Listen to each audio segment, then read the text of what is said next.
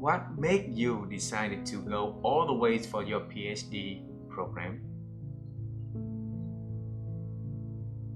Well, that's a little bit of a longer answer. Do we have time for that?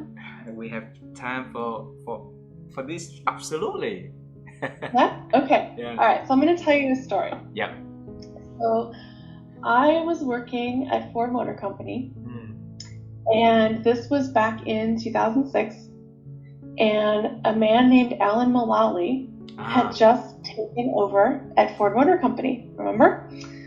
And so, you know, things were really rough, right? I mean, Ford had just posted a $17 billion loss that fall.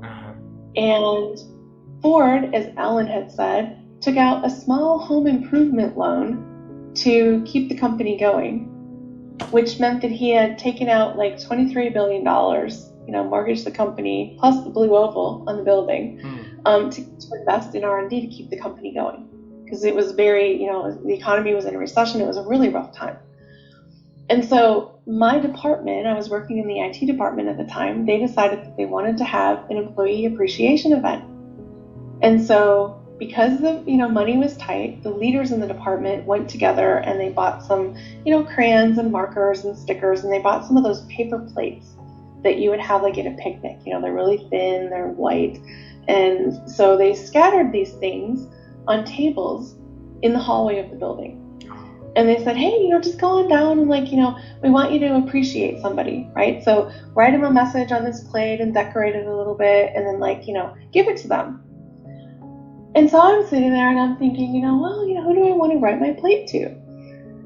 And all of a sudden it occurred to me, you know, Alan. I'm going to write my plate to Alan Mulally, the CEO of the company.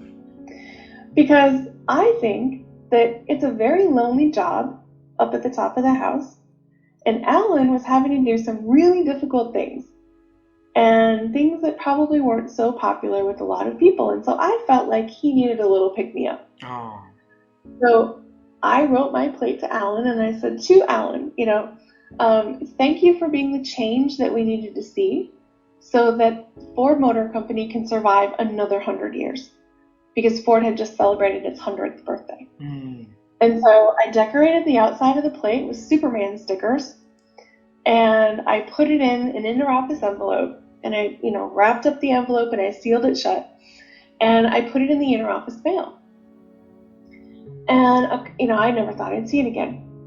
So a couple weeks later, I get called down to, like, my boss's office.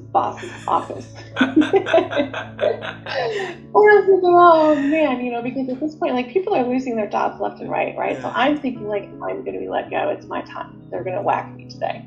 Okay, so I walk down there, and I get into the office, and there's a round table in the middle of the office, and in the center of this round table is an interoffice envelope. And there are 3 or 4 leaders, I don't remember now how many, but 3 or 4 leaders standing around this table. And I just said, when I saw that interoffice envelope on the table, I knew exactly what was in there. And not only that, but the seal was broken. And so I haven't said anything yet, right? But now I understand that's the plate, and they opened it and they saw it. And so I'm looking at the table, you know, I'm trying to contain my emotions, right? And I'm looking up at them, and one of them says, we can't get this to Alan.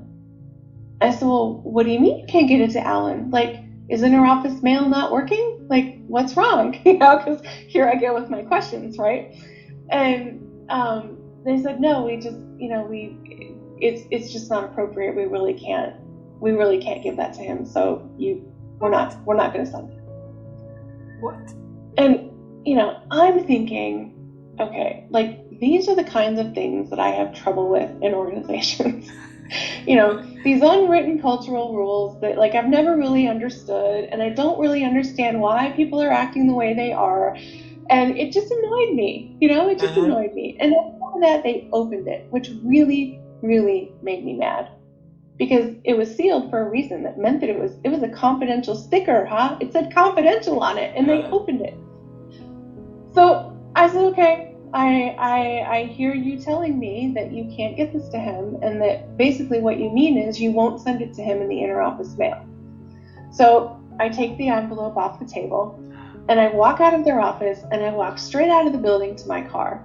And I get in my car, and I drive over to world headquarters, and I go up to the 12th floor, and Alan is not in, so I ask his assistant, could he please give him this envelope when he gets back? And she says, sure, no problem.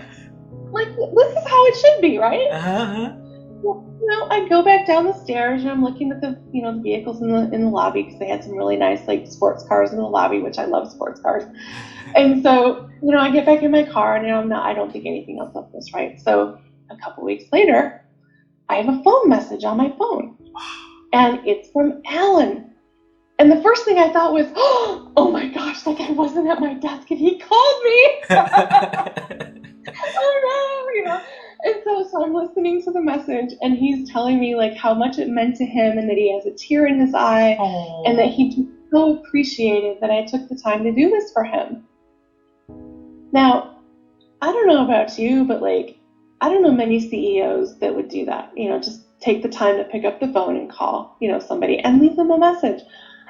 I was blown away. Because, I had been pretty impressed with him when he started, at Ford, because I saw that, like, he was doing things differently, and he was a different leader, and he inspired people in different ways. And I thought that was amazing. But to have that turned on me and experience that, like, personally, I was blown away. So I'm like, I hang up the phone. I'm like, wow, I've got a message. I can't believe it. And so then a couple weeks later, I get this interoffice envelope, and it's stuffed full of, like, Ford swag. And on the top of the envelope, inside, there is a handwritten letter from Alan to me. And it says, Dear Jennifer, and he put a heart around the Jennifer.